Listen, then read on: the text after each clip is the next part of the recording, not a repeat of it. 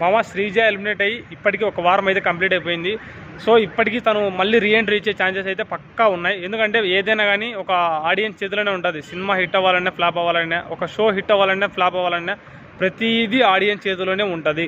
Audience తలుచుకుంటే తను మళ్ళీ రీఎంట్రీ అయితే తెప్పగలుగుతారు. సో తన రీఎంట్రీ రావాలి అని చెప్పేసి నేనైతే పక్కా కోరుకుంటున్నాను. ఎందుకంటే జరిగింది ఒక అన్ఫేర్ ఎలిమినేషన్. అక్కడ డెమాన్ పవన్ గారు ఏం జరిగిందో మీరు అందరూ చూశారు. అంటే డెమాన్ పవన్కు తనకు టాస్క్ జరిగినప్పుడు ఏం జరిగిందో మీరు అందరూ చూశారు. సో ఆ రోజు జరిగిన అన్ఫేర్ ఎలిమినేషన్ మళ్ళీ రీఎంట్రీ తను ఇవ్వాలి.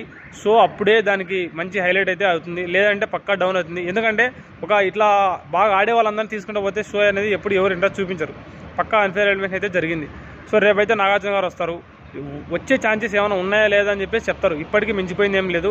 మీరు ఎక్కడ ఏ విధంగా పాసిబిలిటీ అయితే దాంట్లో మీరు ట్వీట్ కానీ వాట్సాప్లో కానీ ప్రతి ఒక్క దాంట్లో మీరు తనని ట్యాగ్ చేసి మీరైతే సపోర్ట్ చేయండి. పక్కా రీఎంట్రీ అయితే వస్తుంది.